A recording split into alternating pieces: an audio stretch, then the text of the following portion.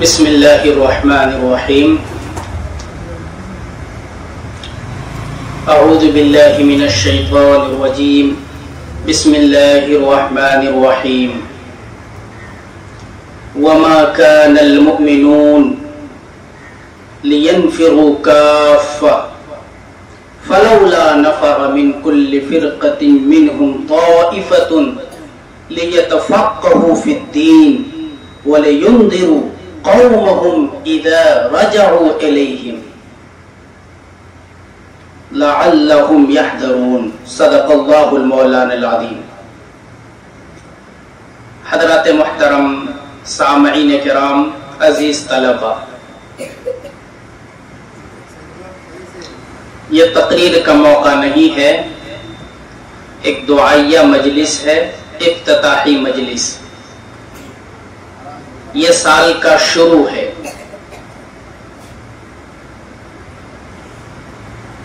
سب سے پہلے ہمارے جو عزیز طلبہ ہیں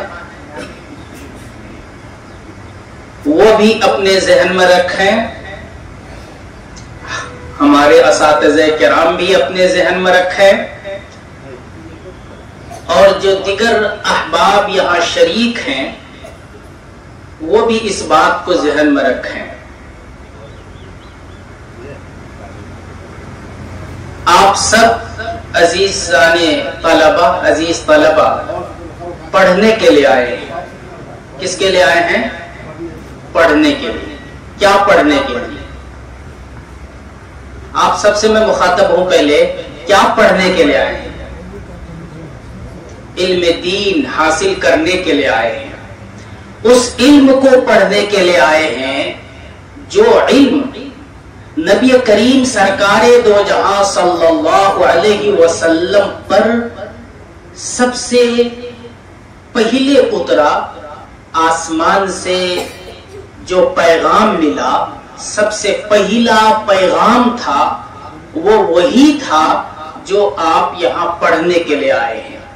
اقرأ بسم ربک الذی خلق، پڑھو، مگر صرف پڑھو نہیں، وہ پڑھنا پڑھو جس میں تیرے رب کا نام شامل ہو۔ قرآن کریم کی اس آیت سے اور اسلام کے اس سب سے پہلے پیغام سے یہ بات واضح ہوتی ہے کہ جس علم کے لیے ہم سب یہاں جمع ہوئے ہیں وہ علم سب سے اہم علم ہے۔ یہ وہ علم ہے جسے علم دین کہا جاتا ہے۔ جسے کیا کہا جاتا ہے؟ علم دین۔ ہم نے قرآن کریم کی ابھی جو آیت پڑھی ہے، اس آیت کریمہ پر غور کیجئے گا کبھی۔ اس آیت میں اللہ تبارک و تعالی ارشاد فرماتے ہیں کہ سبھی لوگ نکل جائیں، یہ ممکن نہیں ہے۔ اگر سب لوگ نہیں نکل سکتے ہیں تو کچھ لوگ ہونا چاہیے، ایک جماعت ہونی چاہیے جو اپنے آپ کو اس کام کے لیے خاص کر دیں اور وہ سیکھیں، اور سیکھنے کے بعد جب وہ اپنے سماج کی طرف جائیں تو لوگوں کو بتائیں، سمجھائیں، اور جو پڑھ کر کے آیا ہے وہ بتائیں۔ آپ حضرات بھی مخاطب ہیں۔ قرآن کریم کی اس آیت میں مفسرین جو اس آیت کی تفسیر بیان کرتے ہوئے لکھتے ہیں وہ یہ ہے کہ اس آیت میں اس مسئلے کو واضح اور کلیئر کر دیا کہ ایک جماعت ہونی چاہیے جس کا کام ہی یہی ہو کہ وہ خالص مولوی بنے۔ آج بڑے بڑے لوگوں کو یہ دھوکہ ہونے لگا کہ بھائی اس سماج میں ڈاکٹر کی ضرورت ہے، انجینئر کی ضرورت ہے، آئی ایس آفیسر کی ضرورت ہے، یقیناً ضرورت ہے اس سماج کو، لیکن کیا اس سماج کو ایک خالص مولوی کی ضرورت نہیں ہے؟ کیا اس سماج کو ایک خالص امام کی ضرورت نہیں ہے؟ یقیناً ضرورت ہے۔ قرآن کریم کی اس آیت نے یہ پیغام دیا کہ ضرورت ہے۔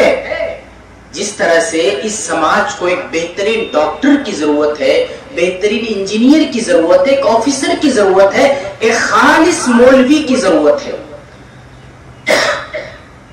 ایک خالص خالص ایمان کی ضرورت ہے. ہیں بہت سے لوگ جو بڑے پیسے والے ہیں دنیا میں یقیناً، مگر آج آپ میں سے بہت گنے چنے ان کی تعداد ہے جنہوں نے اپنے آپ کو دنیا کے جھمیلوں سے فارغ کر کے علم دین کے لیے اپنے آپ کو خالص کر لیا. یہ کوئی معمولی بات نہیں ہے، یہ بہت بڑی بات ہے. آپ تمام طلبہ عزیز قابل مبارکباد ہیں کہ آپ سب نے اپنے آپ کو علم دین کے لیے خاص کیا، اور اسی کے ساتھ ساتھ آپ کے گارجین حضرات، والدین، وہ سب کے سب قابل مبارکباد ہیں کہ انہوں نے آپ کو علم دین کے لیے خاص کیا ہے. نبی کریم سرکار دو جہاں صلی اللہ علیہ وسلم تشریف فرما ہے. ایک عورت آتی ہے اور وہ کہتی ہے کہ حضور میں آپ سے شادی کرنا چاہتی ہوں. اللہ، یہ بخاری شریف کی حدیث ہے. نبی کریم سرکار دو جہاں صلی اللہ علیہ وسلم چپ ہے. وہ عورت پھر کہتی ہے کہ میں شادی کرنا چاہتی ہوں. اللہ کے رسول چپ ہیں. وہ عورت پھر کہتی ہے. ایک صحابی رسول کھڑے ہو جاتے ہیں کہ اللہ کے رسول صلی اللہ علیہ وسلم اگر آپ کو ضرورت نہیں ہے تو میری شادی کرا دیجئے، مجھے ضرورت ہے. آپ صلی اللہ علیہ وسلم اس صحابی رسول سے کہتے ہیں کہ دینے کے لیے کچھ ہے. وہ صحابی رسول گھر جاتے ہیں، کچھ نہیں ملتا ہے. پھر اخیر میں وہ صحابی رسول جب واپس جانے لگتے ہیں تو آپ صلی اللہ علیہ وسلم یہ پوچھتے ہیں کہ قرآن کریم کی کچھ آیتیں یاد ہے، قرآن کریم کی کچھ سورتیں یاد ہے. وہ صحابی رسول کہتے ہیں کہ حضور مجھے قرآن کریم کی فلاں فلاں سورتیں اور آیتیں یاد ہے. آپ صلی اللہ علیہ وسلم نے ارشاد فرمایا کہ مہر کے طور پر قرآن کریم کی یہ آیتیں اور یہ سورتیں متعین کر دی جاتی ہے. تمہارا کام یہ ہوگا کہ جب تمہاری شادی ہو جائے گی مہر کے طور پر قرآن کریم کی ان آیتوں اور ان سورتوں کو تم ان کو یاد کرا دو گے. اس طرح سے آپ صلی اللہ علیہ وسلم نے قرآن کریم سیکھنے اور سکھانے کی اہمیت کو بتلایا. جن کو یاد نہیں ہے قرآن کریم کی سورتیں آپ ان کو سکھلا دیجیے. اس سے سمجھ میں یہ آتا ہے کہ جو لوگ علم دین حاصل کر رہے ہیں یا انہوں نے اپنے آپ کو علم دین کے لیے خاص کیا ہے، چاہے وہ پڑھنے والے ہوں چاہے پڑھانے والے ہوں، آج کے دنوں میں جبکہ پوری دنیا پیسے کی طرف بھاگ رہی ہے، گویا کہ یہ بہت بڑا جہاد ہے. تو آپ لوگ محنت سے پڑھیں گے انشاءاللہ. اور دیگر لوگ جو یہاں موجود ہیں، دیگر لوگوں تک یہ پیغام پہنچنا چاہیے کہ یہ مدرسے اس قوم کی ضرورت ہے، اس سماج کی ضرورت ہے. اب یہ غور کیجئے کہ جس وقت انگریز کی اس ملک پر حکومت تھی اور برطانیہ کے پارلیمنٹ میں یہ پاس ہوا تھا کہ آخر ہندوستان میں ہماری تہذیب، ہماری ثقافت کو فروغ کیسے ملے گا، عیسائی مشنری، عیسائی طاقتیں، اس کو فروغ کیسے ملے گا. اس وقت یہ پاس کیا گیا تھا کہ علماء کو ختم کر دو، نمبر 2 قرآن کریم کو ختم کر دو. اور اس وقت قرآن کریم کے 3 لاکھ نسخے جلائے گئے تھے اور 14 ہزار علماء کرام کو ایک ایک دن میں پھانسی کے پھندے پر لٹکایا گیا تھا. اس وقت انگریز نے یہ سمجھا کہ اگر ہمارے مشن کو کوئی کمزور کر سکتا ہے تو یہی علماء ہے اور یہی قرآن کریم ہے. تو یہ جفاکش لوگ ہیں جنہوں نے اپنے آپ کو چٹائیوں پر بیٹھ کر کے پڑھانا گوارا کیا اور انہوں نے دنیا کی طرف جھانکنا گوارا نہیں کیا. تو انشاءاللہ ہم لوگ سپورٹ کریں گے ان علماء کا انشاءاللہ. ایک اور چیز، ذمہ داران حضرات بھی ہیں. آج کے دنوں میں علماء کی وقار، علم دین کی وقار ختم ہوتی جا رہی ہے. ہر طالب علم یہ چاہ رہا ہے کہ ہم حافظ بن جائیں اور حافظ قرآن بننے کے بعد ڈاکٹر اور انجینئر بن جائیں. بھائی ہم کہہ رہے کہ یقیناً وہاں بھی ضرورت ہے، مگر ہم نے کہا کہ خالص مولوی کون بنے گا؟ تو اس وقت ذمہ داران کی ایک اہم ضرورت یہ ہے، دیگر لوگوں کی یہ اہم ذمہ داری یہ ہے کہ آپ علماء کی قدر کیجئے، اساتذہ کرام کی قدر کیجئے، تاکہ جو لوگ آج مدرسے میں ہیں اور جو طلبہ مدرسے میں پڑھ رہے ہیں وہ آئندہ بھی اپنا بوریا بستر مدرسے میں ہی رکھیں۔ یہ کب ہوگا؟ جب آپ لوگ سپورٹ کریں گے تبھی۔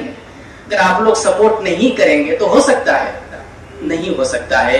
اللہ تبارک و تعالی ہم سب کو عمل کی توفیق دے۔ ظاہر ہے یہ تقریر کا موقع نہیں ہے، تقریر پھر کبھی ہوگی۔ اس ادارے کے جو بانی اور فاؤنڈر ہیں حضرت مولانا کبیر الدین فاران صاحب، ان کے لیے دعا کیجیے، اللہ تبارک و تعالی انہیں صحت و عافیت سے رکھے، اور اتنا بڑا خوبصورت گلشن جو انہوں نے قائم کیا اس کو قیامت تک آباد رکھے، اور اس کے جو محافظ و نگراں ہیں محتمم مولانا ارشد کبیر خاقان مظاہری، ان کے لیے بھی دعا کیجیے، تمام معاونین کے لیے دعا کیجیے، اساتذہ کے لیے دعا کیجیے، طلبہ کے لیے دعا کیجیے، اللہ تبارک و تعالی انہیں صحت و عافیت سے رکھے، آمین۔ وما علینا الا البلاغ۔